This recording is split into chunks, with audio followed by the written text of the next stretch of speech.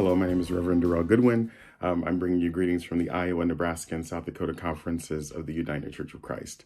I was thinking about how we invest in one another and how when we sow into our local congregations, how it really is transformative for who we're called to be as the United Church of Christ. During the midst of this pandemic, many of us have no longer been able to meet physically in person. And what I've been inspired by is though we have not been able to physically meet in person, we have still continued to meet around issues of justice. At my local church, which is where my office happens to be as conference staff, Countryside United Church of Christ, I was driving to the office, checking in, and we had all the things in place. You know, you had to have your mask on and you had to be sanitizing and there was spray for you and everything like that.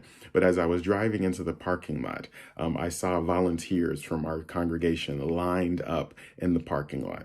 And I saw families who were driving into the parking lot. The system was they would drive into the parking lot and pop their trunk.